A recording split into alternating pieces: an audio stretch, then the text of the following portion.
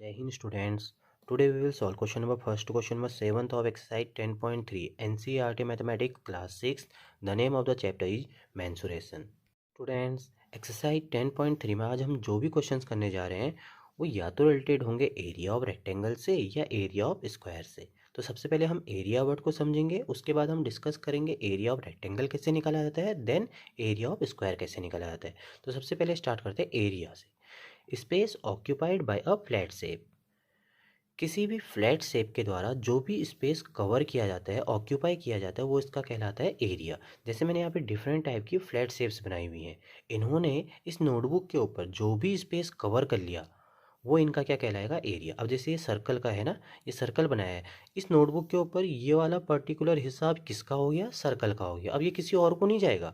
जैसे मैंने यहाँ पे पेन रख दिया, ये पर्टिकुलर हिस्सा अब किसका हो गया, पेन का हो गया।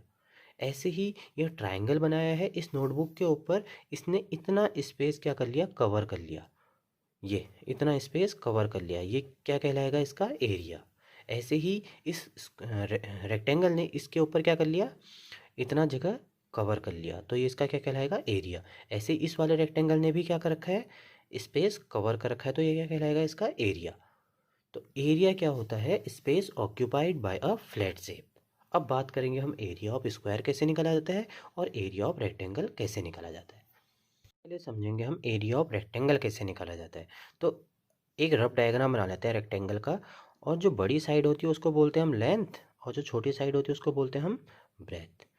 एरिया कैसे निकाला जाता है, इनकी दो डिफरेंट साइड का मल्टीप्लिकेशन ही एरिया होता है। जैसे ये लेंथ है, ये ब्रेथ है, इन दोनों को अगर हम मल्टीप्लाई कर दें तो ये एरिया निकल आएगा किसका, रेक्टेंगल का। तो रेक्टेंगल का एरिया क्या होता है, एरिया ऑफ रेक्टेंगल क्या होता है, एल मल्टीप्लाई बाय बी,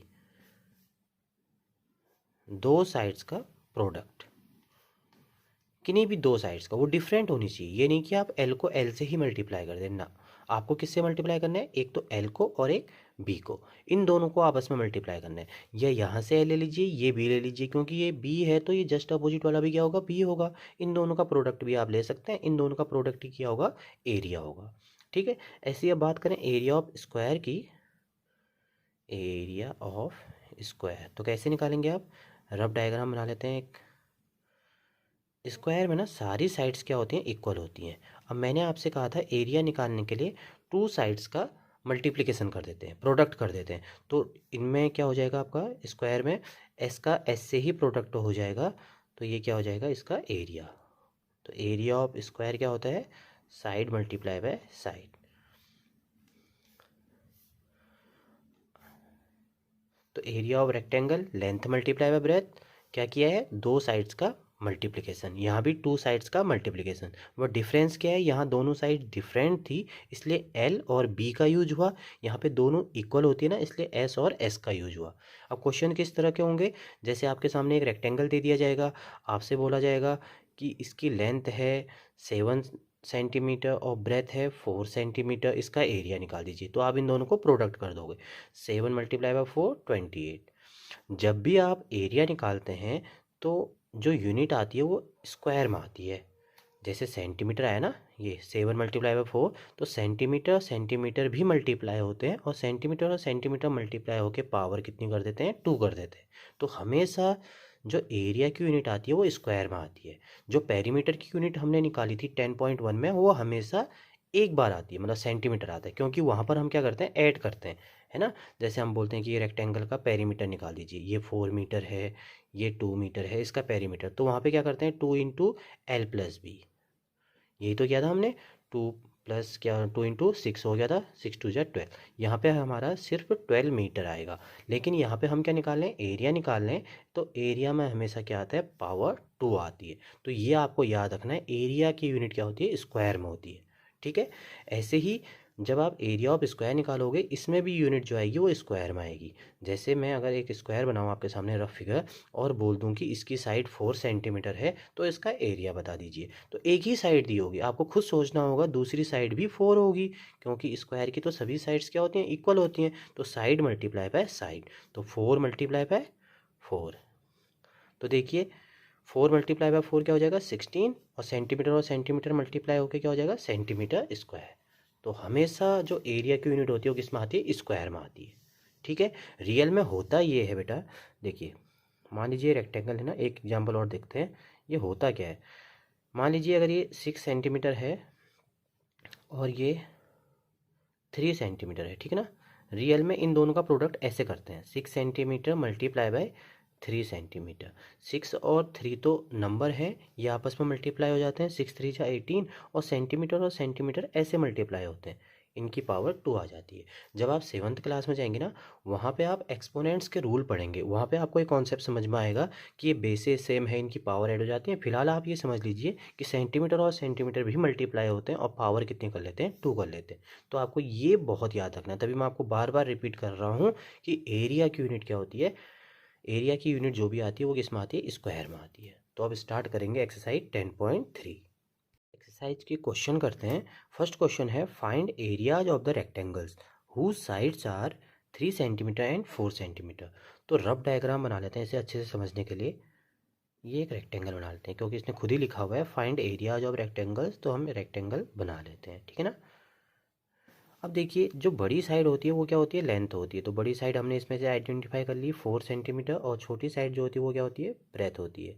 हमने कहा था जो एरिया ऑफ रेक्टेंगल निकाला जाता है वो कैसे निकाला जाता है, एरिया ऑफ रेक्टेंगल कैसे निकाला जाता है, लेंथ मल्टीप्लाई बाय ब्रेथ से। तो लेंथ कितनी है इसकी, 4 सेंटीमीटर, और ब्रेथ कितनी है, 3 सेंटीमीटर। तो 4 3 जा 12, और सेंटीमीटर भी मल्टीप्लाई होंगे, क्या आ जाएगा, सेंटीमीटर स्क्वायर। मैं ऐसे करवाता हूँ आपको, इससे क्या हो जाएगा, आपको समझ में आते रहेगा कि हाँ यूनिट कैसे आई इसकी, 2 सेंटीमीटर मल्टीप्लाई होकर सेंटीमीटर स्क्वायर आ गया, ठीक है ना। तो एरिया ऑफ रेक्टेंगल कितना निकल गया, 12 centimetre square. Now B part 12 metre and 21 metre. फिर से एक रेक्टेंगुलर शेप बना लेते हैं। जो बड़ी साइड होगी वो होगी आपकी लेंथ, और जो छोटी साइड होगी वो होगी आपकी ब्रेथ। तो लेंथ हो जाएगी 21 मीटर और ब्रेथ हो जाएगी 12 मीटर। तो एरिया कैसे निकालेंगे, area of rectangle equal to इन दो साइड्स का मल्टीप्लिकेशन। तो ये होती है लेंथ और ये होती है आपकी ब्रेथ। फॉर्मूला बार बार लिखेंगे आप, इससे आपको ये लर्न भी हो जाएगा। तो क्या हो जाएगा, 21 मल्टीप्लाई बाय 12, मीटर भी लिख लेते हैं। तो 12 मल्टीप्लाई बाय 21, 12 1 जा 12, 12 2 जा 24, 24 प्लस 1 25। मीटर और मीटर मल्टीप्लाई होकर क्या बनाएंगे, metre square. C part 2 kilometre and 3 kilometre. तो देखिए बड़ी साइड कौन सी है, 3 किलोमीटर वाली, वो होगी हमारी लेंथ, और जो छोटी साइड है वो है 2 किलोमीटर वाली, वो हो जाएगी हमारी ब्रेथ। ठीक है, अब एरिया निकालना है हमें, area of rectangle that is length multiply by breadth. तो लेंथ कितनी है, 3 किलोमीटर, और ब्रेथ कितनी है, 2 किलोमीटर। ये दोनों तो मल्टीप्लाई होकर बनाएंगे, 3 2 जा 6, और किलोमीटर मल्टीप्लाई होकर क्या बनाएंगे, किलोमीटर स्क्वायर। तो आएगा इसका area 6 kilometre square. D part 2 metre and 70 centimetre. तो इसका भी हमने रफ डायग्राम बना लिया, लेकिन एक प्रॉब्लम आ रही है यहाँ पे, ये 2 मीटर है और ये सेंटीमीटर है, तो यूनिट तो सेम होनी चाहिए किसी भी क्वेश्चन को करने के लिए। तो हम ऐसा करते हैं, मीटर को सेंटीमीटर में कन्वर्ट कर लेते हैं। तो 1 मीटर में कितने सेंटीमीटर होते हैं, 100 सेंटीमीटर होते हैं। तो 2 में कितने हो जाएंगे, 2 मल्टीप्लाई बाय 100 एंड 70 सेंटीमीटर। ठीक है, तो अब ये क्या हो जाएगा, 200 सेंटीमीटर एंड 70 सेंटीमीटर। तो अब इसको हम क्या लिख सकते हैं इसकी जगह पे, 200 सेंटीमीटर, क्योंकि 1 मीटर में होते हैं 100 सेंटीमीटर, तो 2 मीटर में कितने हो गए, 200 सेंटीमीटर। अब ये भी सेंटीमीटर में हो गया, ये भी सेंटीमीटर में हो गया। अब हम इसको सॉल्व कर पाएंगे ईजिली। तो एरिया ऑफ रेक्टेंगल कैसे निकलता है, लेंथ मल्टीप्लाई बाय ब्रेथ। तो लेंथ तो है 200 सेंटीमीटर और ब्रेथ है 70 सेंटीमीटर। तो देखिए 7 2 जा 14, 1 2 3, 3 0 हो जाएंगे, ठीक है ना। अब सेंटीमीटर भी मल्टीप्लाई होंगे, सेंटीमीटर स्क्वायर आ जाएगा। तो ऐसे करना था first question. Question number second, find the areas of the squares who sides are, first part 10 centimetre. तो रफ डायग्राम बना लेते हैं, स्क्वायर बनाना है इस बार हमें। तो स्क्वायर में क्या प्रॉपर्टी होती है, सभी साइड्स क्या होती हैं, इक्वल होती हैं। तो एक साइड दे रखी है 10 सेंटीमीटर, तो सभी साइड्स क्या होंगी, 10 सेंटीमीटर की होंगी। बस हमें इसका क्या निकाल देना है, एरिया निकाल देना है। अब देखिए एरिया क्या होता है स्क्वायर का, area of square equal to side multiply by side, इन दोनों का मल्टीप्लिकेशन। यहाँ भी यही किया होगा, इन दोनों का मल्टीप्लिकेशन। यहाँ दोनों डिफरेंट थे तो ये रेक्टेंगल बन गया, यहाँ दोनों सेम हैं तो ये क्या बन गया, स्क्वायर बन गया। तो 10 सेंटीमीटर मल्टीप्लाई बाय 10 सेंटीमीटर, तो क्या हो जाएगा, 10 10 जा 100 और सेंटीमीटर मल्टीप्लाई होके सेंटीमीटर स्क्वायर आ जाएगा। ऐसे निकालना था आपको फर्स्ट पार्ट का आंसर। ये पार्ट 14 सेंटीमीटर, तो फिर से एक स्क्वायर शेप बना लेते हैं आइडिया के लिए कि कैसे हम इसका एरिया निकालेंगे। तो एक जगह लिख दो आप 14 सेंटीमीटर, तो बाकी भी सब क्या हो जाएंगे 14। तो हमें सिर्फ टू साइड से मतलब है, क्योंकि हम तो इन दोनों का क्या करने वाले हैं, प्रोडक्ट। तो एरिया ऑफ स्क्वायर, तो क्या होता है area of square, side multiply by side. तो साइड कितनी है 14 सेंटीमीटर और ये भी कितना है 14 सेंटीमीटर। तो कितना हो जाएगा 14 14 जा 196 सेंटीमीटर स्क्वायर। तो सेंटीमीटर भी मल्टीप्लाई होकर क्या आएगा, सेंटीमीटर स्क्वायर। ये पार्ट है 5 मीटर, तो इसका भी रफ डायग्राम बना लेते हैं, बहुत ईजी है। देखिए एक को लिख दो आप 5 मीटर, बाकी भी सब क्या हो जाएंगे 5 मीटर। पर हमें तो मतलब सिर्फ दो साइड से है, क्योंकि एरिया ऑफ स्क्वायर जब हम निकालेंगे तो साइड मल्टीप्लाई बाय साइड लिखेंगे, तो 5 मल्टीप्लाई बाय 5 क्या यूनिट है इसकी, मीटर। इसकी क्या है, मीटर। तो 5 5 जा 25 metre square. Question number 3, the length and breadth of 3 rectangles are as given below. आपको इस क्वेश्चन में 3 रेक्टेंगल्स की डायमेंशंस दी गई हैं। आपसे यह पूछा गया है which one has the largest area, किसका एरिया सबसे ज़्यादा है, and which one has the smallest, और किसका सबसे कम है। ये तो आप तब बता पाओगे ना जब आप तीनों का एरिया निकालोगे। तो आइए स्टार्ट करते हैं। पार्ट में आपका 9 मीटर एंड 6 मीटर, तो 9 तो हो जाएगी लेंथ एंड 6 हो जाएगी आपकी ब्रेथ। तो एरिया कैसे निकलेगा, area of rectangle length multiply by breath. Length है 9 मीटर और ब्रेथ है 6 मीटर, 9 6 जा 54 मीटर स्क्वायर आ जाएगा। ठीक है, बी पार्ट करते हैं 17 मीटर एंड 3 मीटर। तो फिर से बना लेते हैं एक रफ फिगर। इसमें 17 आपकी क्या हो जाएगी लेंथ और 3 क्या हो जाएगी आपकी ब्रेथ। तो आप क्या लिखेंगे, area of rectangle equal to length multiply by breadth. तो 17 मीटर मल्टीप्लाई बाय 3, तो कितना आ जाएगा 17 3 जा 51 मीटर स्क्वायर। ठीक है, अब सी पार्ट को कर लेते हैं। बहुत ज़्यादा इजी क्वेश्चन है, बस क्वेश्चन नंबर फर्स्ट की तरह ही है। बस इसमें एक चीज़ पूछ दी गई है आपसे कि किसका एरिया सबसे ज़्यादा है, किसका एरिया सबसे कम है। तो फाइंड आउट कर रहे हैं वही चीज़, 4 मीटर एंड 14 मीटर। तो फिर से रफ डायग्राम बना लेते हैं। लेंथ हो गया आपकी 14 क्योंकि ये ज़्यादा बड़ा है, और 4 छोटा है, तो ये क्या हो जाएगा ब्रेथ। ठीक है, तो एरिया ऑफ रेक्टेंगल क्या हो जाएगा, लेंथ मल्टीप्लाई बाय ब्रेथ। तो 14 मीटर मल्टीप्लाई बाय 4 मीटर, तो कितना हो जाएगा 56 मीटर स्क्वायर। अब आप ऑब्जर्व कीजिए, देखिए फर्स्ट का आया है 54 मीटर स्क्वायर, सेकंड का आया है 51 मीटर स्क्वायर, और थर्ड का आया है 56 मीटर स्क्वायर। तो किसका एरिया सबसे ज़्यादा है, इस वाले का है ना। तो हम लिखेंगे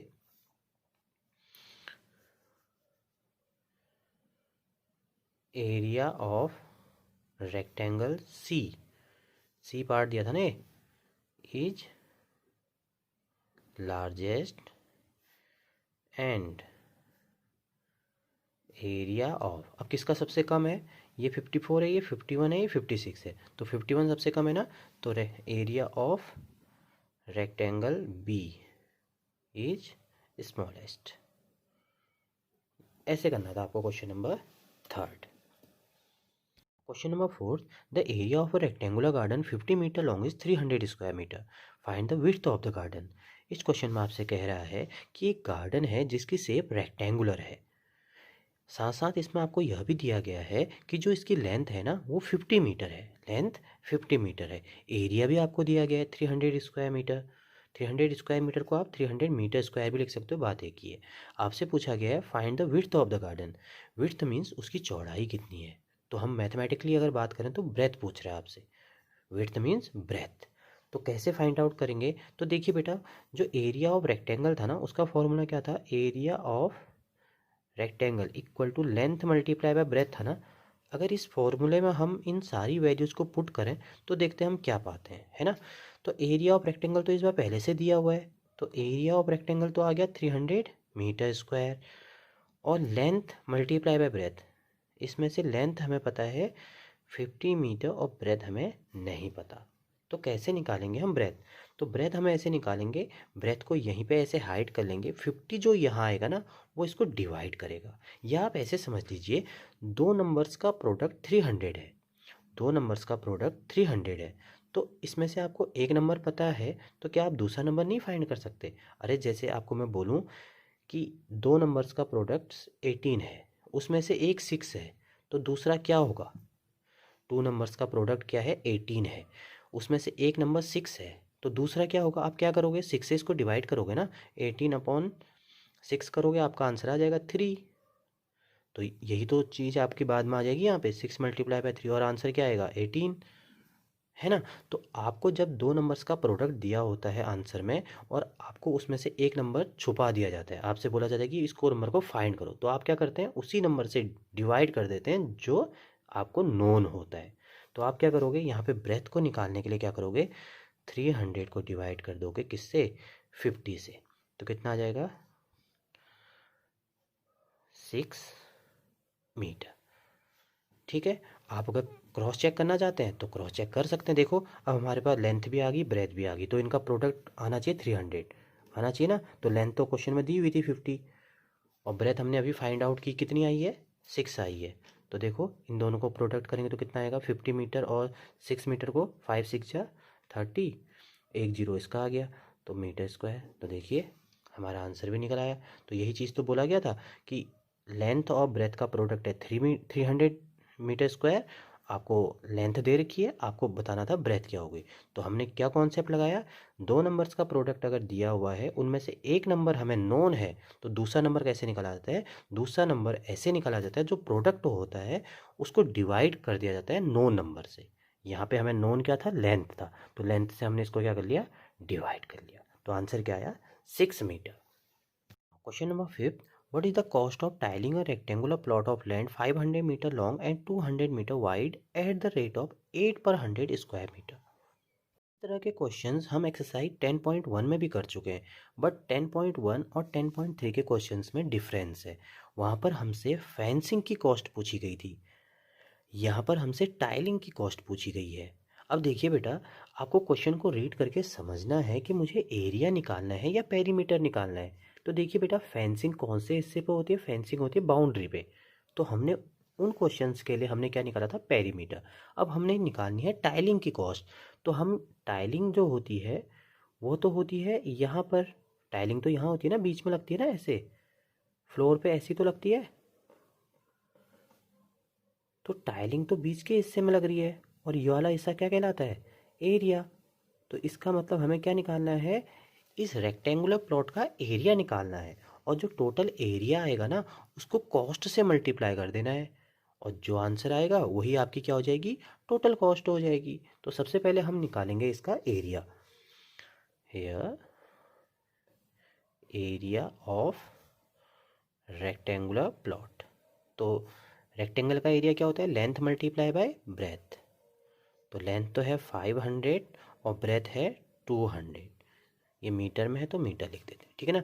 5 2 जा 10। अब देखो 1 2 3 4, 4 जीरो भी आ जाएंगे, ठीक है। ये आ गया मीटर स्क्वायर। तो हमने निकाल लिया है एरिया ऑफ रेक्टेंगुलर प्लॉट, जो कि आया है 1 लाख मीटर स्क्वायर। लेकिन हमें तो टोटल कॉस्ट ऑफ टाइलिंग निकालनी है ना, तो इसके लिए हमें क्या करना पड़ेगा? इसके लिए हमें टोटल एरिया को कॉस्ट पर मीटर स्क्वायर से मल्टीप्लाई करना पड़ेगा। लेकिन यहाँ पे कॉस्ट पर मीटर स्क्वायर नहीं दे रखी, कॉस्ट पर 100 मीटर स्क्वायर दे रखी है। तो इसके लिए आप क्या करोगे? मल्टीप्लाई तो करोगे, थोड़ा स्मार्टली करोगे। देखिए कैसे, 1 लाख मीटर स्क्वायर लिखोगे आप, मल्टीप्लाई बाय 8। पर मीन्स होता है डिवाइड, 100 लिखा हुआ है तो 100 लिख दीजिए, square metre means metre square. अब देखिए, मीटर स्क्वायर से मीटर स्क्वायर कट गया, 100 के 2 जीरो से ये भी कट गया, तो कितना आ गया? 1000 मल्टीप्लाई बाय 8, तो कितना आ गया? 8000 रुपीज। ये आपका आंसर आ गया। Question number 6. A tabletop measures 2 meter by 1 meter and 50 centimeter. What is its area in square meters? Question में आपसे कहा गया है कि एक टेबल टॉप है जिसके डायमेंशंस हैं 2 metre by 1 metre and 50 centimetre. इसका मतलब ये है जो पहले दिया गया है वो क्या है, आपका लेंथ है, क्योंकि दोनों डिफरेंट हैं तो इसका मतलब ये क्या है, रेक्टेंगुलर टेबल टॉप है। ठीक है ना, टेबल टॉप की शेप कैसी है, रेक्टेंगुलर है। ये हमने लिख लिया। जो पहले वाला है 2 मीटर वो तो हो जाएगा लेंथ, फिर बाद वाला जो है 1 मीटर एंड 50 सेंटीमीटर वो क्या हो जाएगा, ब्रेथ, क्योंकि 2 मीटर बड़ा होगा ना 1 मीटर एंड 50 सेंटीमीटर से। आपको क्या निकालना है, इसका एरिया निकालना है मीटर में। तो अब देखिए मीटर में एरिया निकालना है तो ये सेंटीमीटर यहाँ पे क्या कर रहा है, तो ऐसा कर लेते हैं, इसको एक यूनिट में कन्वर्ट कर लेते हैं। कौन सी यूनिट में, मीटर की। तो हमने यूनिट कन्वर्जन सीखा था चैप्टर 8 में, कैसे हम सेंटीमीटर को मीटर में कन्वर्ट करेंगे, बाय डिवाइडिंग 100। तो हम क्या लिखेंगे, हेयर ब्रेथ कितनी है, 1 मीटर 50 सेंटीमीटर। तो 1 मीटर प्लस 50 को चेंज कर लेते हैं किस में, मीटर में। तो कितना हो जाएगा 0.50 मीटर। तो कितना आ जाएगा 1.50 मीटर। तो ये कन्वर्ट हो चुका है आप किस में, ये कन्वर्ट हो चुका है आपके सामने मीटर में। ठीक है, तो इसका मतलब जो ब्रेथ है वो कितनी हो चुकी है, 1.50 मीटर। बस अब आपको क्या निकालना है, एरिया निकालना है टेबल टॉप का। So area of table top, क्योंकि ये शेप कौन सी है, रेक्टेंगुलर है, तो इसका एरिया आएगा लेंथ मल्टीप्लाई बाय ब्रेथ। ठीक है, तो लेंथ मल्टीप्लाई बाय ब्रेथ करोगे आप, लेंथ क्या है 2 और ब्रेथ क्या है 1.50। ठीक है, दोनों को मल्टीप्लाई करो तो क्या हो जाएगा, 2 0 जा 0, 2 5 जा 10, 2 1 जा 2, 2 + 1 3, और ये दोनों किस में आ गए थे, मीटर में। तो क्या आ जाएगा मीटर स्क्वायर, क्योंकि इसका भी मीटर और इसका भी मीटर। चलिए लिख देता हूँ मैं यहाँ पे, ठीक है ना, मीटर स्क्वायर। अब 3.00 लिखा है ना, तो इसको आप ये भी लिख सकते हो 3 मीटर स्क्वायर। तो इसका आंसर क्या हो जाएगा 3 metre square. Now question number 7. A room is 4 meter long and 3 meter and 50 centimeter wide. How many square meters of carpet is needed to cover the floor of the room? Question में आपसे कह रहा है कि एक room है जिसके dimensions हैं 4 metre long and 3 metre and 50 centimetre wide. कहने का मतलब जो रूम है उसकी लेंथ है 4 मीटर और जो ब्रेथ है वो है 3 मीटर एंड 50 सेंटीमीटर। आगे पूछ रहा है आपसे कि how many square metres of carpet is needed to cover the floor of the room. कितने स्क्वायर मीटर कारपेट की नीड होगी इसके फ्लोर को कवर करने के लिए। तो कारपेट हम कौन से हिस्से पे बिछाते हैं, एरिया पे बिछाते हैं ना। वायरिंग कौन से हिस्से पे करते हैं, वायरिंग इसकी बाउंड्री पे करते हैं। तब तो हम क्या निकालते थे, इसकी पेरीमीटर। अब हम क्या निकालेंगे, इसका एरिया। तो कारपेट जब भी आप बिछाओगे या टाइलिंग जब भी आप करोगे तो आप क्या निकालोगे, उसका एरिया। तो हमें इस क्वेश्चन में इसका क्या निकालना है, एरिया। तो देखिए बेटा, ये तो है मीटर में, ये है 3 मीटर एंड 50 सेंटीमीटर में। तो इसको पहले हमें कन्वर्ट करना चाहिए एक यूनिट में। तो हम क्या करेंगे, 3 मीटर प्लस सेंटीमीटर को मीटर में कन्वर्ट करने के लिए हम क्या करेंगे, डिवाइड बाय 100। तो 3 मीटर प्लस क्या आ जाएगा 0.50 मीटर। तो 3.50 मीटर क्या हो जाएगी इसकी ब्रेथ। ठीक है, अब बस एरिया ऑफ फ्लोर, तो क्या हो जाएगा area of floor, length multiply by breadth. तो लेंथ तो है हमारी 4 और ब्रेथ है हमारी 3.50 मीटर। ठीक है, 4 0 जा 0, 4 5 जा 20, 4 3 जा 12, 12 + 2 14। मीटर और मीटर भी मल्टीप्लाई होकर क्या हो जाएंगे, मीटर स्क्वायर। तो कितना आ जाएगा 14 मीटर स्क्वायर। तो कितने स्क्वायर मीटर कारपेट की नीड होगी, 14 मीटर स्क्वायर की। सो